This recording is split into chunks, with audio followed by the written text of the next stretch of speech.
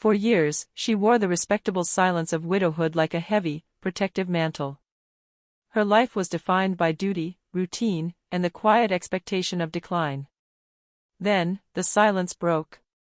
An unexpected fire, vibrant, inconvenient, and completely undeniable, ignited within her. It was not merely companionship, it was a profound declaration of vitality, a second chance at being seen. But that joy proved volatile.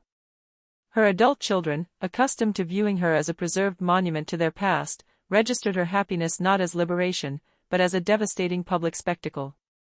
To them, the connection was a breach of decorum, and the man a clear, calculating threat to their inheritance. The private discussions turned weaponized. In living rooms where love was supposed to reside, cold, ageist disgust took root. They treated her desire for genuine connection as a shameful weakness, accusing her of being foolish, gullible, and indecent. They did not speak of protection, they spoke of control, determined to shame her into submission, demanding that she sacrifice her truth for their peace of mind. The mother was left reeling, her spirit wounded not by a broken heart, but by the betrayal of her own blood. She understood the true battlefield. This was not a dispute over assets or age gaps. It was a fundamental struggle for autonomy. How do you silence the judgment of the people you raised?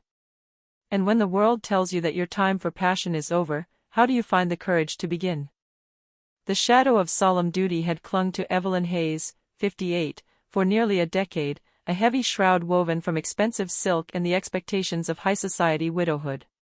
Her life within the vast, echoing chambers of the Hayes family manor had been a careful performance of grief and dignified reserve.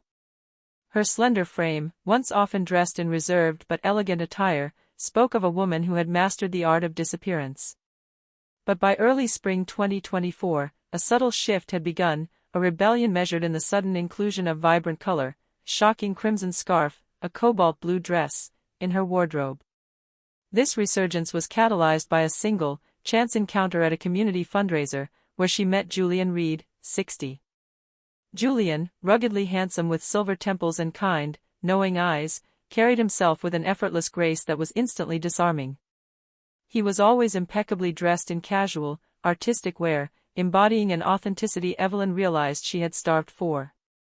Their connection was immediate and undeniable, stirring a deep passion and a profound self-recognition she had believed long faded, perhaps permanently extinguished by the weight of her former marriage. Julian was a man who lived fully, spending his time curating art and creating spaces where beauty flourished, epitomized by the Harbor View Gallery, a warm, bright art space near the coast that quickly became their sanctuary. As summer 2024 arrived, so did the heat of Evelyn's rediscovered joy, and with it, the fierce, freezing scorn of her two adult children. Andrew Hayes, 35, was the first to mobilize. Sharp, perpetually well-groomed in professional business attire, he possessed a cold gaze usually reserved for hostile takeover negotiations. He was the controlling force, motivated equally by financial paranoia and an acute, almost debilitating sense of decorum. He saw Julian not as a source of happiness, but as a dangerous variable threatening the stable equation of the Hayes inheritance. His younger sister, Charlotte Hayes, 32, provided the sharper edge of their disapproval. Immaculately presented, with a severe hairstyle and a perpetual air of cutting condescension, Charlotte was scornful, deeply ageist, and manipulative. She was utterly convinced of her moral superiority, viewing her mother's desire for connection as a disgusting failure of dignity. The initial confrontation, though veiled in the false civility of a formal family dinner, exploded within the paneled dining room of the Hayes family manor. The air, heavy with the scent of expensive roasting lamb, thickened immediately when Evelyn casually mentioned that Julian would be joining them for an afternoon tea later that week. Andrew placed his fork down with deliberate, ringing precision. "Mother, we need to discuss this man." Evelyn, buoyed by her newfound resilience, met his gaze without flinching. "His name is Julian. And there is nothing to discuss, Andrew. He makes me happy." "Happiness," Andrew scoffed, the sound sharp and dismissive. "That is a terribly thin shield for the reality of the situation. We have looked into him, naturally." Charlotte leaned forward, her eyes narrowed. "Naturally. and we found that his gallery barely turns a profit. He has excellent taste in tailoring, though. Which leads us to the inevitable conclusion. Evelyn felt the familiar, toxic creep of judgment attempting to constrict her lungs. And what conclusion is that, Charlotte? That he is a manipulative fortune hunter, Charlotte stated flatly, as if delivering a universally accepted truth. A gold digger who smells opportunity and a sizable estate. Mother, you are a wealthy woman. An older woman. You are vulnerable. Andrew reached into his inner jacket pocket, pulling out a sheaf of crisp legal papers, the Hayes family trust documents. The sight of these papers, the very documents that symbolized the decades of solemn duty and the vast wealth the children sought to protect, felt like a physical blow. This is not merely about happiness, Mother, Andrew pressed, tapping the documents. It's about protecting the principal. If you were to make certain, indiscreet financial decisions, it could impact the future distribution of the trust. We cannot allow some charming dilettante to jeopardize our inheritance. Evelyn felt a strange mix of profound hurt and cold clarity. They weren't fighting for her safety, they were fighting for their bank balance. Their love for her was conditional upon her maintaining her role as the quiet, financially static matriarch. He is not interested in my money, Andrew, Evelyn insisted, though her voice wavered slightly under the concerted attack. Of course, he isn't interested in your money, Evelyn, Charlotte drawled, using her mother's first name with chilling intimacy. He's interested in the money. And you are tragically naive enough to believe the difference. This formal family dinner was the first verbal denouncement, the opening salvo in a war that would soon become brutal and deeply personal. They had painted Julian as a financial predator, but the true weapon they wielded was humiliation, aimed squarely at Evelyn's age and her right to desire. The conflict escalated rapidly in the ensuing weeks. Andrew and Charlotte began a concerted effort to police Evelyn's social life, calling Julian incessantly, demanding detailed accounts of their activities, and casting judgment on every shared meal or outing. The shame they inflicted was their most potent tool. The cruel accusation scene reached its venomous peak weeks later at the Willowbrook Bistro, an upscale restaurant that was meant to be neutral ground, a place for a civil, if tense, lunch meeting. Evelyn had hoped to appeal to their better nature, perhaps sharing a recent joy. Julian had bought her a beautiful, subtly complex hand-painted canvas, an abstract expression of vibrant blues and golds that now hung proudly in her private study, a physical representation of passion and her rediscovered self. Evelyn, attempting to steer the conversation away from finances, pulled a small jewelry box from her purse. I want to offer this to Charlotte. It belonged to your father, and I feel now is the time to pass it on. It was the vintage sapphire brooch, an antique piece of jewelry heavy with the memory of Evelyn's former life and deceased husband. It was meant to be a gesture of peace, a reminder of their shared history. Charlotte barely glanced at it. Keep it, Mother. It looks better on a woman your age. It suits the whole grand matriarch look you're supposed to maintain. The atmosphere, which had been merely tense, shattered into open hostility. Evelyn replaced the brooch, her hands trembling.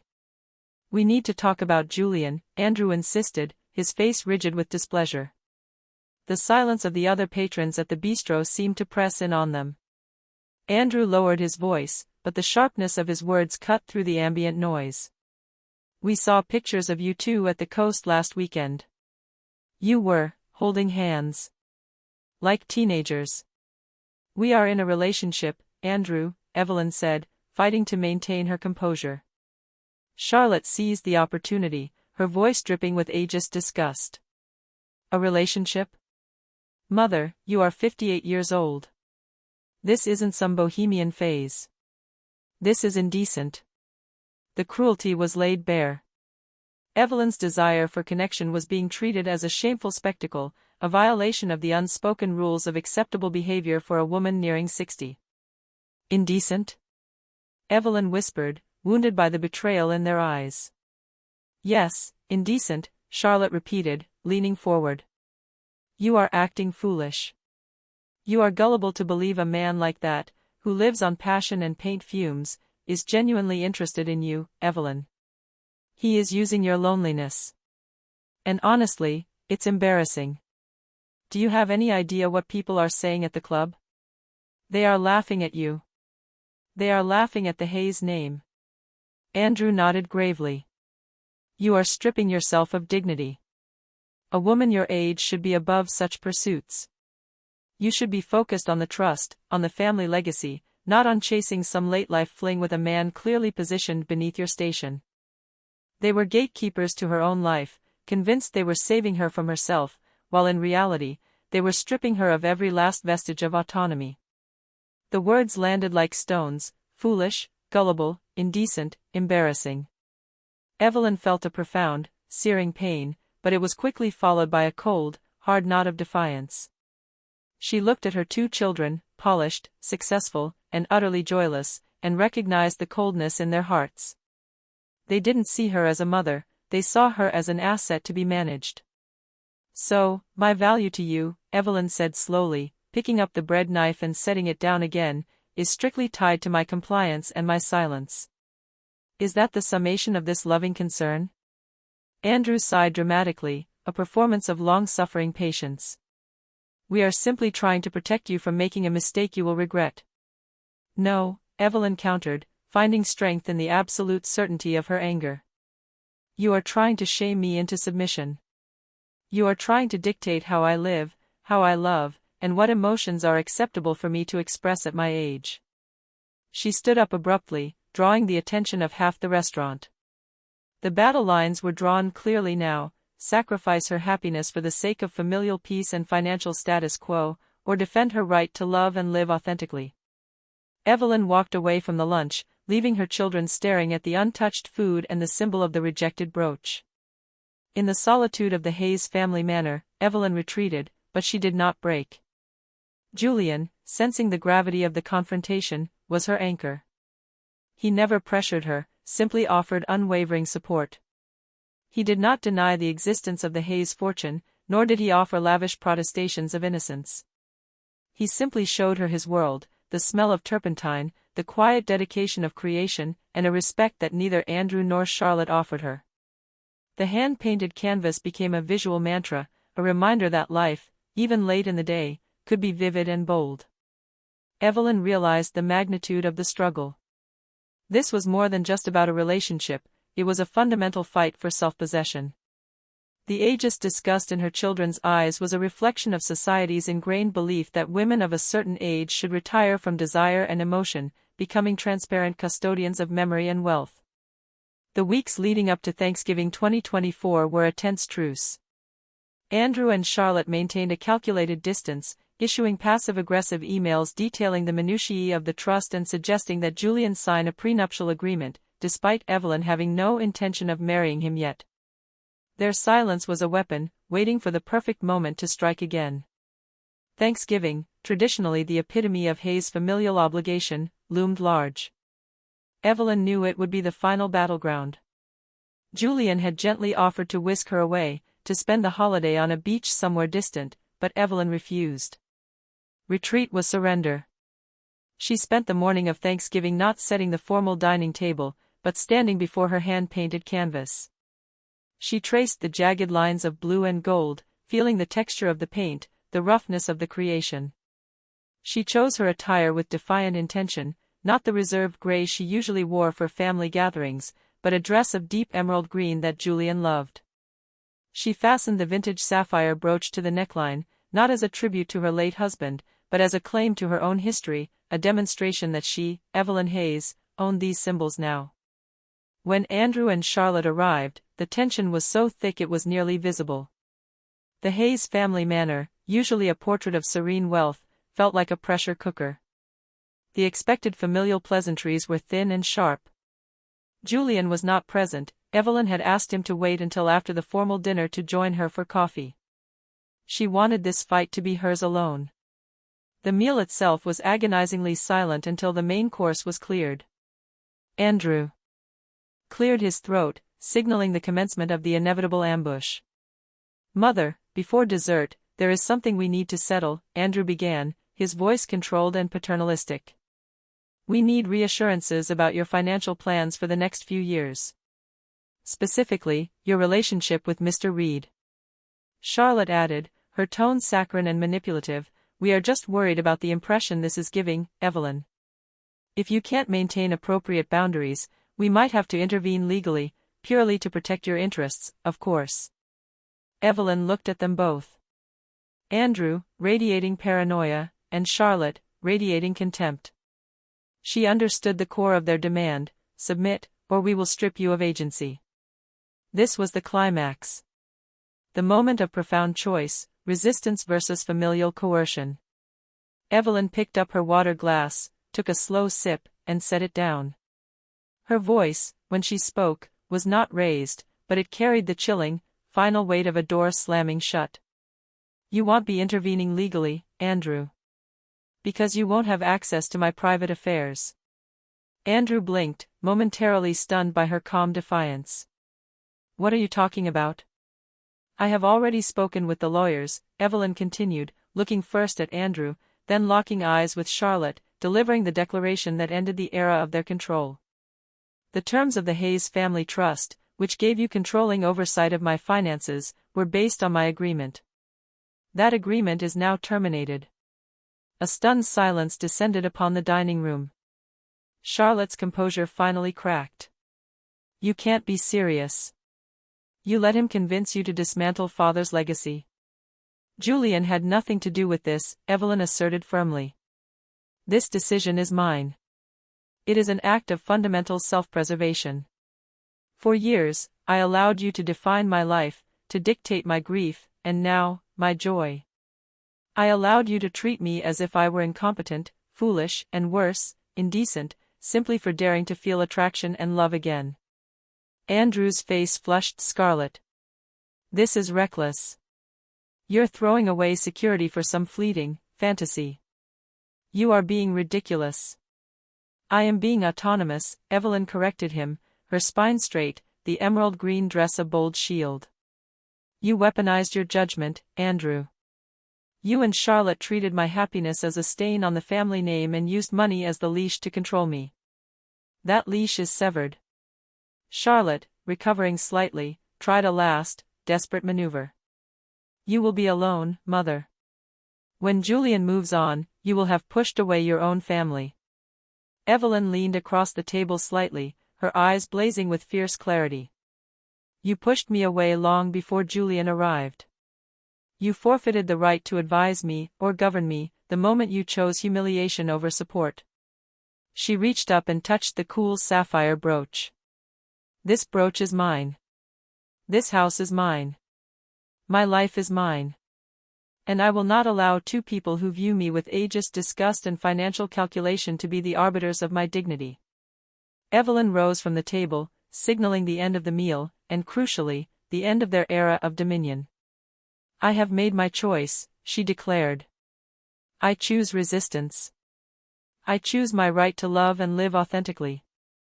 I choose to be seen, not managed. You may stay and finish your dessert, or you may leave. But understand this, I will not apologize for my life anymore." Andrew and Charlotte, defeated by the absolute finality of her tone, realized they had lost control. Their concerted effort to shame her into submission had failed. They eventually rose, muttering threats about future legal counsel, but Evelyn merely watched them go, realizing the vast, liberating silence that their departure left behind. Later that evening, the heavy front door of the Hayes family manor opened not to the rigid expectations of the past, but to the future. Julian arrived, carrying 2 steaming mugs of coffee and a gentle, knowing smile. He saw the emerald dress, the brooch, and the quiet triumph radiating from her. He didn't ask about the confrontation. He simply offered his arm. Evelyn Hayes took it. She led him not to the formal drawing room, but to her study, where the hand-painted canvas glowed under the lamplight. It was a fierce declaration of independence, proving that genuine love, no matter when it arrived or how unconventional it appeared, was the ultimate and most necessary form of self-affirmation. She had faced down the cold calculus of her children and chosen the messy, vital warmth of a life fully lived. The quiet morning was over. The resistance had won. The heavy oak door of the Hayes family manor closed with a soft, decisive thud, a sound that felt less like a closure and more like the severing of a long, painful cord. Evelyn stood in the vast, silent foyer, the echo of Andrew and Charlotte's retreating footsteps the only confirmation of their fury and defeat.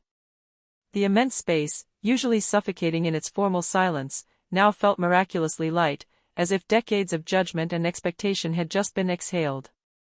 She pressed a hand to her chest, feeling the steady, fierce rhythm of her own heart beneath the emerald silk. The vintage sapphire brooch felt cool against her skin, no longer a relic of duty, but a trophy of self-possession. Moments later, the chime of the doorbell, soft and unobtrusive, signaled Julian's arrival. He entered the foyer, bringing with him the subtle scent of fresh air and oil paint, a welcome contrast to the stale aroma of turkey, resentment, and expensive furniture. Julian saw the rigid set of Evelyn's shoulders, the defiant glint in her eyes, and the sheer exhaustion etched around her mouth. He didn't rush. He simply set the 2 steaming mugs of coffee on a marble side table. "Are they gone?" Julian asked, his voice low, lacking any demand for detail. "They are gone," Evelyn confirmed, the words catching in her throat. She found herself moving toward him, not seeking comfort, but confirmation of reality. "I told them everything. About the trust. About the humiliation. About their ageist disgust. I told them I was choosing resistance."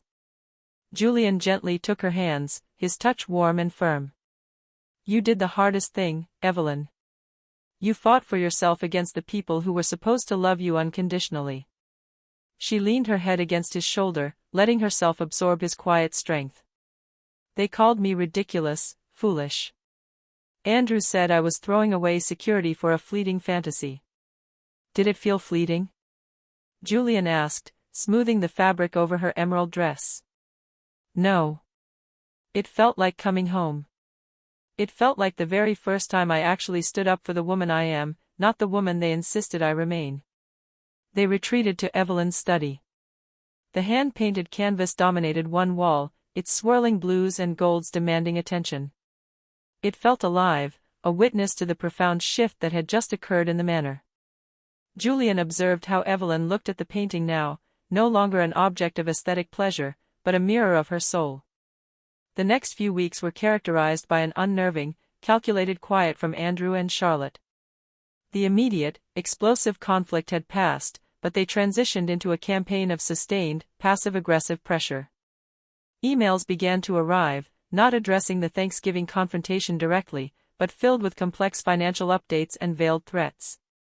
Andrew, utilizing his professional acumen, attempted to create a bureaucratic nightmare. He flooded Evelyn's personal attorney, Mr. Thompson, with complex requests for documents relating to the trust dissolution, hinting at mismanagement and unforeseen liabilities Evelyn might encounter now that she was managing her own portfolio. Evelyn, guided by the newfound resolve born on Thanksgiving, handled these attacks with steely patience. She authorized Mr. Thompson to handle everything, instructing him simply, respond truthfully, but do not engage in conjecture or conflict.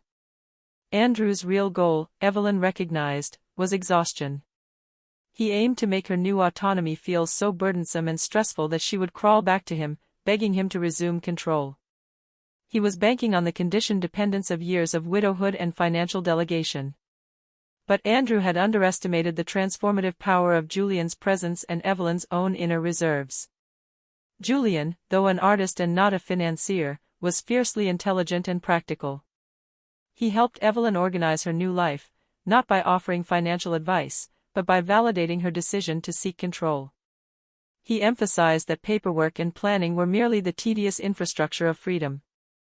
One evening, Julian found Evelyn staring intently at Andrew's latest, overly complex email detailing the supposed dangers of investing without familial oversight. She looked tired, the stress lines temporarily deepening around her eyes. "It's the noise," Evelyn sighed, dropping the printed papers onto the mahogany desk. "He is trying to drown me in noise so I forget why I made the choice." Julian pulled up a chair beside her. "Then let's listen to something else." He didn't mean music. He meant stepping away entirely. They packed a small overnight bag and drove straight to the coast, to the small apartment above the harbor view gallery. The contrast between the manor and the gallery was jarring, yet healing. The manor was vast and cold, dominated by inherited history and the ghost of her late husband's expectations. The gallery apartment was small, filled with light, the walls splashed with color, the air smelling faintly of sea salt and turpentine. It was a space defined by creation and the present moment. Evelyn spent 2 full days immersed in Julian's life, not merely as his companion, but as an active participant. She watched him work on a new sculpture, the concentration on his rugged face absolute. She listened to him speak to patrons and other artists, his charisma authentic and his passion infectious. It was here, surrounded by the vibrant clutter of genuine creativity, that Evelyn had a quiet epiphany about the true nature of Andrew and Charlotte's scorn. It wasn't just the money, it was the concept of passion itself. Andrew and Charlotte lived lives of meticulous, rigid control. Their emotions were budgeted, their careers planned, their futures secured. Julian represented the unpredictable, the messy, the deeply felt connection that could not be quantified, controlled, or inherited. They feared his world because it made them realize the sterility of their own. And they hated Evelyn for embracing it. Her late-life passion was a moral insult to their calculated existence. One afternoon, sitting in the gallery's warm, sunlit reading nook, Evelyn realized she had forgotten to check her email all day. The anxiety that previously compelled her to constantly monitor her children's communications simply evaporated. When they returned to the manor, the sense of liberation remained. Evelyn began the process of redecorating her primary living spaces, systematically removing the heavy, reserved furniture and replacing it with lighter fabrics and colors that echoed the canvas in her study. She was literally stripping the house of the aesthetic of solemn duty. Charlotte, in particular, utilized social maneuvering as her primary weapon. She was a fixture in the same exclusive social circles Evelyn had once carefully navigated. The whispers began subtly, spreading through cocktail parties and charity luncheons. Poor Evelyn. She's completely lost it since her husband died. It's so sad, isn't it? That man is clearly taking advantage of her loneliness. Have you seen the way she dresses now? So desperate. Really, a woman her age. Evelyn encountered the direct fallout of this campaign a few weeks before Christmas. She was having a solo, quiet lunch at the Willowbrook Bistro, the scene of the earlier, agonizing confrontation, when 2 women from her former bridge club approached her table, their expressions a carefully curated mixture of pity and distaste. "Evelyn, dear," said one, leaning in conspiratorially, "we are just so worried about you. Charlotte tells us you've become terribly reckless with your investments. And this Julian fellow." The implication hung heavy in the air. You are failing at being a dignified widow, and your children are desperately trying to save you from yourself.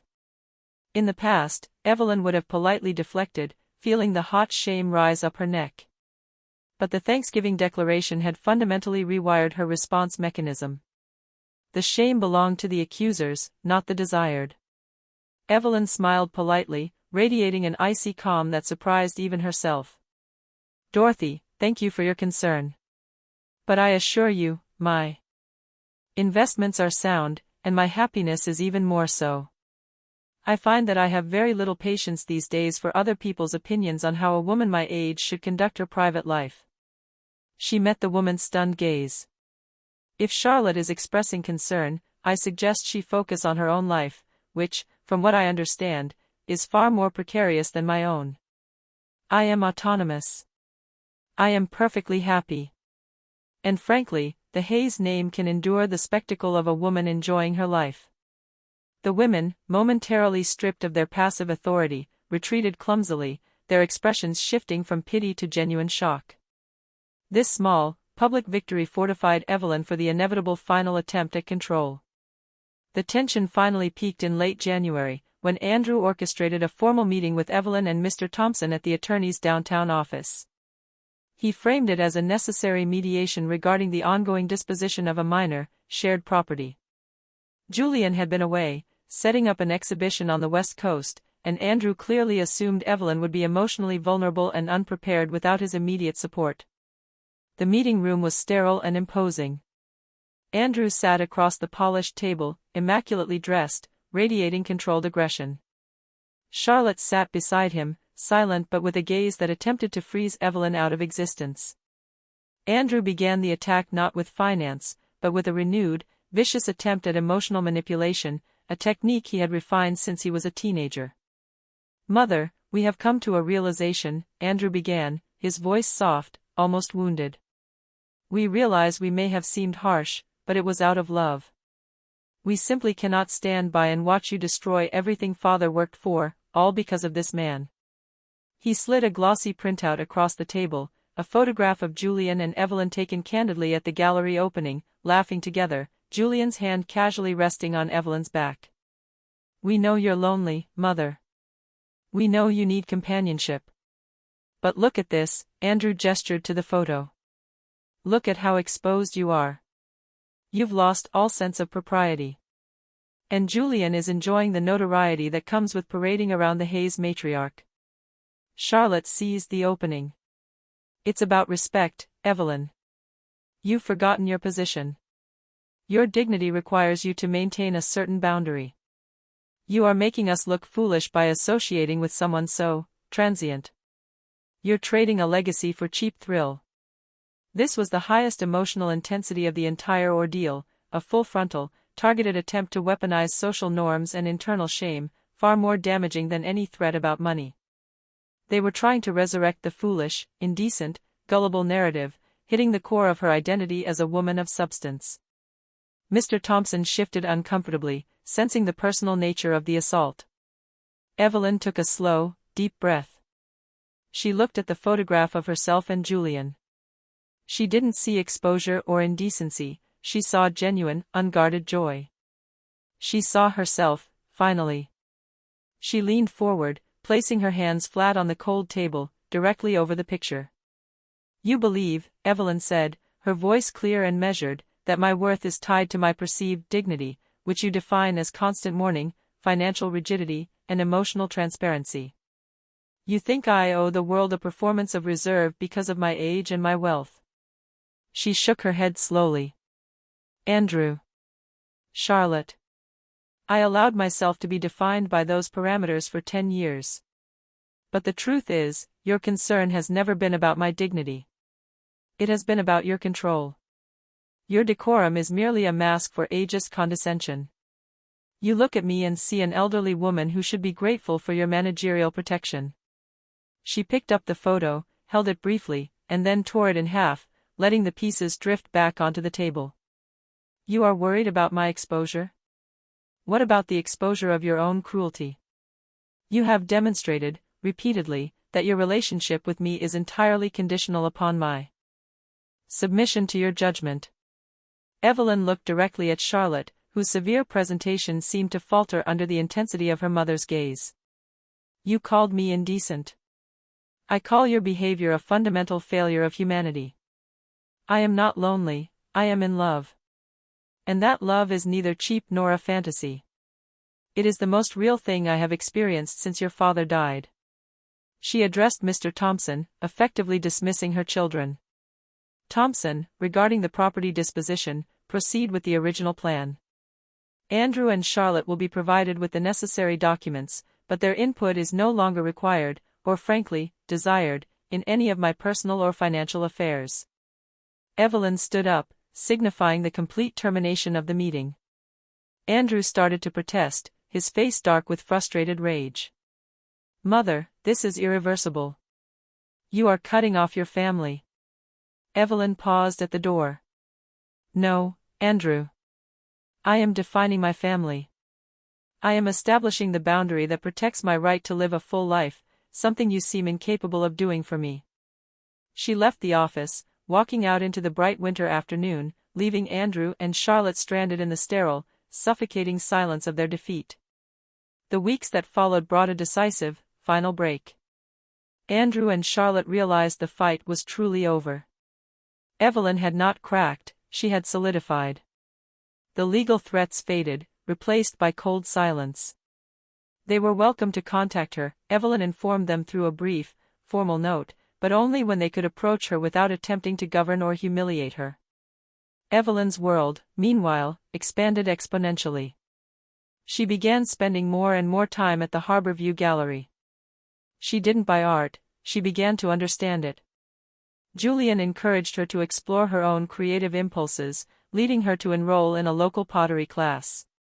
Her hands, long accustomed only to the light touch of formality, now worked the damp, cool clay, shaping something new and imperfectly beautiful. Her life was no longer defined by the echoing chambers of the Hayes family manor, though she kept the house. It was now a base camp, a sanctuary, not a gilded cage. The manor remained a symbol of her history, but her future was being forged near the water, amid the honest chaos of Julian's studio. One late afternoon, Evelyn was in her study at the manor. Julian was due back from his trip soon, and she was preparing to welcome him. She stood before the hand-painted canvas, running her fingers over the rough, layered texture of the vibrant colors. She understood now that Andrew and Charlotte had not humiliated her with their accusations, they had merely attempted to project their own fear and rigidity onto her vibrant life. They saw her desire as a weakness, but it had been the catalyst for her greatest strength. Evelyn realized the magnitude of her resistance. She had chosen happiness over security, authenticity over decorum, and desire over prescribed detachment. She had risked the deepest familial bonds to secure her own soul. She smiled, a genuine, profound smile that reached her eyes. The quiet morning was truly over. She had proven that genuine love, no matter when it arrived or how unconventional it appeared, was not a reckless indulgence, but the ultimate and most necessary form of self-affirmation. The woman who had mastered the art of disappearance had finally chosen to be fully, vividly seen. Her life was her own, and it was radiant. The shift from the sterile battleground of the attorney's office to the kinetic warmth of the pottery studio was seismic. Evelyn did not simply attend the class, she sought refuge and formation within it. Her fingers, accustomed to the delicate handling of antique porcelain and heavy sterling silver, now plunged into cool, unforgiving clay. She wore an old cotton shirt of Julian's, its sleeves rolled up, the subtle aroma of turpentine mingling with the earthy smell of the materials. The initial pieces were failures, lopsided, collapsing bowls and vases with awkward, heavy bases. But there was a unique satisfaction in the mess, a cleansing energy in destroying a form that wasn't working and starting again. It stood in stark contrast to the perfect, unyielding architecture of her life at the Hayes family manor, where every item was permanent and untouchable. Julian returned from his exhibition tour 2 weeks after the final, devastating meeting with her children. He didn't call or text when he landed, he simply showed up at the pottery studio late one Tuesday afternoon. Evelyn was bent over the wheel, intensely focused on centering a stubborn lump of stoneware. She looked up, startled, wiping a streak of gray clay from her cheek. Julian stood in the doorway, framed by the late afternoon light, a canvas bag slung over his shoulder, a look of profound, quiet adoration on his face. "The artist at work," he murmured, stepping closer. He observed her hands, thick with clay, the slight tension in her shoulders replaced by concentrated focus. "I'm fighting it into submission," Evelyn confessed, trying to force the clay to rise evenly. Julian laughed, a rich, deep sound. "Don't fight it. Cooperate with it. It already knows what it wants to be." He didn't offer advice on the technique, but on the approach. That was the essence of their connection. Julian never sought to manage her, only to illuminate her own potential.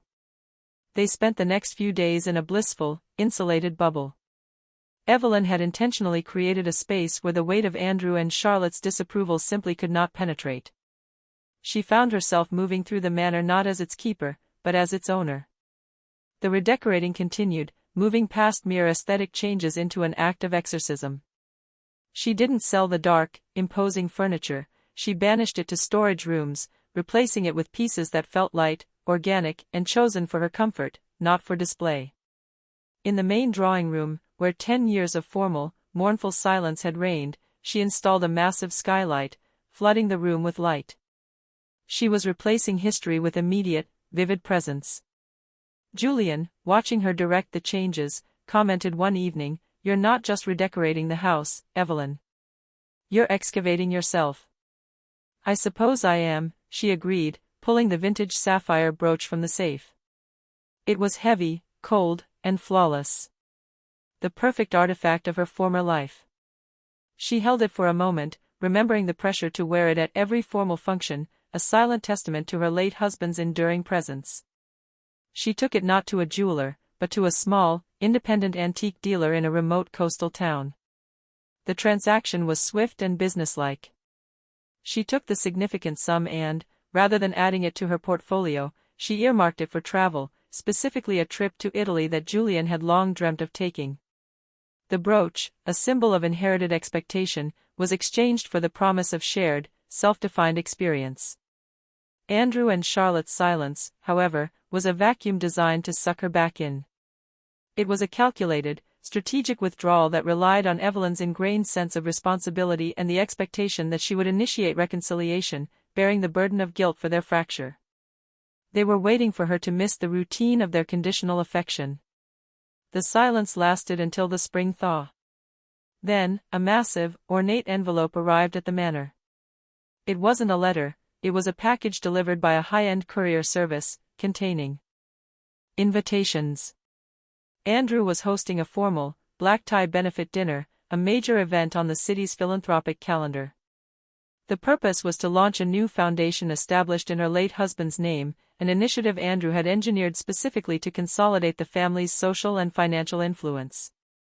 The invitation to Evelyn was lavishly printed, detailing her expected role as the esteemed matriarch and founding patron. There was a brief, clipped note included, "Mother, Andrew." There was no mention of Julian, of course. The entire event was a meticulously constructed trap. It was their final, non-verbal declaration: you may have taken control of your money, but you cannot abandon your duty to the family name. Return to your role. Charlotte, having refined her manipulative edge, made her contribution 2 days later. An elaborate silver-framed photograph arrived. It wasn't new, it was a picture taken 15 years ago: Evelyn, Andrew, Charlotte, and her late husband, all standing stiffly at a charity ball, Evelyn wearing the sapphire brooch, her expression reserved and perfectly composed. The accompanying card, written in Charlotte's severe, precise script, read simply, "We remember what true elegance looks like. Please consider the legacy." Evelyn held the silver frame, feeling a strange detachment. 15 years ago, she would have looked at that picture and felt pride in her flawless presentation. Now, she saw a woman encased in expectation, her smile brittle, her eyes performing duty. She recognized the brilliance of their final maneuver. They weren't fighting her present, they were weaponizing her past. They were trying to induce nostalgia for the very cage she had fought so hard to escape. They wanted her to feel the weight of responsibility for the Hayes legacy, a legacy that, in their minds, existed solely to fund their comfort and affirm their social standing. Evelyn placed the invitation and the photograph on her study desk, next to the hand-painted canvas. The juxtaposition was stark, the cold, silver frame holding the image of brittle control, next to the vibrant, swirling passion of the abstract painting. She called Julian, who was helping a young artist set up an installation at the gallery. "They've sent the invitations," Evelyn said, her voice completely calm. "And the photograph of the good old days?" Julian asked, knowing their tactics well. "Exactly. They're calling me home. To the performance." "And what is the plan?" Evelyn walked over to the canvas, touching the raised ridges of paint. "The plan," she stated, "is to define what home means to me now."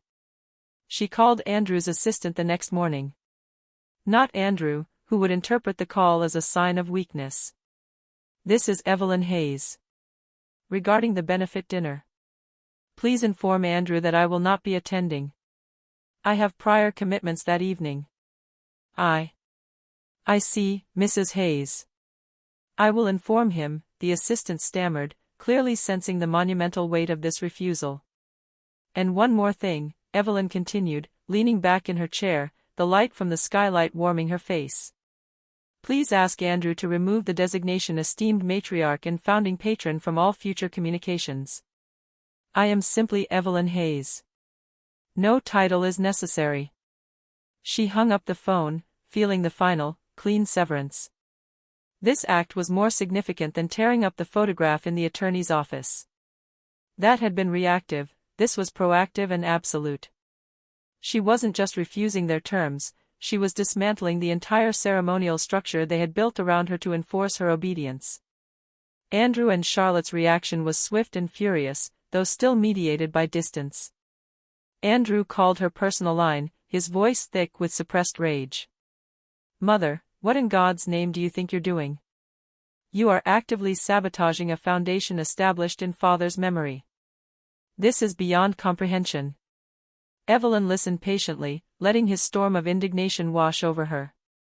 It no longer sparked shame or guilt, only a weariness born of recognizing a pattern she had finally broken free from. "Andrew, I believe I was very clear with your assistant. My attendance is not required, nor desired. The foundation will survive without my formal patronage. But the optics, Mother. The society pages. What will people say? They will assume you're unstable. That Julian has somehow coerced you into this display of disrespect." "What they say, Andrew, is no longer my concern," Evelyn responded. "I spent years worrying about the optics, and that worry ensured I never truly lived. You are worried about disrespecting a legacy, I am worried about disrespecting myself. And between those two priorities, I choose myself." There was a pregnant silence on the line, a silence heavy with his realization that his control had vanished. "You have abandoned us," Andrew finally said, the accusation laced with a deep, bitter resentment. "No," Evelyn corrected softly. "You abandoned me the moment you chose judgment and condescension over genuine, unconditional love. I simply chose to leave the cold company you offered." She hung up, ending the conversation and, she knew, effectively ending the Hayes family dynamic as it had existed for decades. The evening of the black tie benefit arrived, and Evelyn was nowhere near the lavish downtown ballroom. Instead, she was driving toward the coast with Julian. They were taking the small Italian trip she had planned. They drove her own car, a new, sporty model she had bought for herself, replacing the staid sedan her late husband had insisted upon. They arrived at a small, secluded house Julian had rented for their departure, located high on a cliff overlooking the ocean. The smell of salt and cypress filled the air. As the sun began to set, painting the sky in violent shades of orange and violet, they sat on the deck. Evelyn had traded her emerald silk for soft denim and a cashmere sweater. She wasn't simply dressed down, she was dressed authentically. Julian poured 2 glasses of Italian wine. He didn't speak of Andrew or Charlotte, he spoke of the future, of the light in Florence, and the texture of the stone walls in Siena. "I was thinking today," Evelyn mused, swirling the deep red wine in her glass. "They called me gullible, foolish.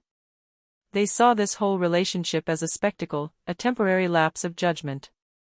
Julian placed his hand over hers. "And what do you see?" "I see the greatest act of courage I've ever committed," she replied, meeting his gaze. "It required more strength to refuse that life than it did to maintain it. They thought the humiliation would break me, but it simply clarified what I was fighting for." The silence that settled between them was not the tense, expectant silence of the manor, but the comfortable, affirming silence of shared understanding. Evelyn had always associated her value with her ability to maintain perfect order, financial, familial, and social. Her children's attacks had forced her to recognize that true value lay in her capacity for joy and her right to define her own boundaries. They had treated her desire for love as a shameful spectacle, she had transformed that desire into an enduring declaration of independence. A week later, Evelyn and Julian were standing in the Uffizi Gallery in Florence. She was surrounded by masterpieces, but her focus was less on the art and more on the feeling of absolute, unburdened freedom. There were no expectations here, no judging eyes from her past life. One afternoon, sitting in a bustling piazza, Julian sketched her quickly on a napkin, capturing her profile as she gazed out at the crowd. "It's finished, you know," she told him, not referring to the vacation, but to the entire decades-long ordeal. "The fight?" "The need to fight," Evelyn clarified. "They can't hurt me anymore, because I have removed the target. The woman they seek to control, the dutiful widow, the cautious matriarch, she is simply gone." She smiled, a slow, profound smile of peace. She was no longer Evelyn Hayes, keeper of the family legacy, but Evelyn, the woman who learned to throw pottery, who traded jewels for travel, and who chose love over decorum. She realized that the final, most satisfying aspect of her resistance was not merely securing her financial independence, but claiming her emotional existence. She had resisted the ultimate humiliation, becoming an echo of her former self, frozen in perpetual mourning and propriety. As they raised their glasses in a toast, the afternoon sun warm on their faces, Evelyn understood that her life was not merely starting over, it was finally beginning. She had achieved the ultimate form of self-affirmation, proving that genuine love, arriving late and unconventional, was the final, radiant flourish of a life truly lived. Smash the like button and subscribe so you don't miss the next drop.